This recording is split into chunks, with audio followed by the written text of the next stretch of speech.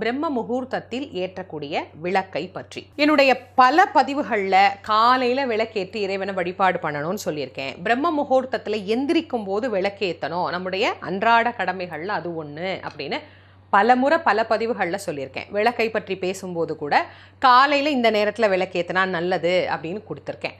ஆனாலும் நிறைய பேர், அம்மா இந்த பிரம்ம முகூர்த்தத்தில் விளக்கு ஏற்றுறதுனால என்னம்மா நல்லது, அதை எப்படி ஏற்றுறது, குளிக்கணுமா குளிக்கக்கூடாதா, பல்லு விளக்கணுமா, வீட்டில் எல்லாரும் தூங்குனா என்ன பண்ணுறது, இந்த மாதிரி ஒரு பெரிய லிஸ்ட்டே இருக்குது. அதில் ஒரு பெரிய சந்தேகத்தோட இன்றைக்கி அதை எல்லாத்தையும் கொஞ்சம் தெளிவுபடுத்தலாம் அப்படிங்கிறதுக்காக இந்த பதிவு.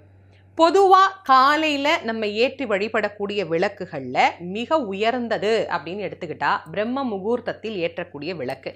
இந்த பிரம்ம முகூர்த்த நேரம் அப்படின்னாலே அது 3 மணியிலிருந்து உஷத்காலம் அப்படின்னு சொல்லக்கூடிய காலத்திலேருந்து நமக்கு துவங்கி சூரியன் உதயமாவது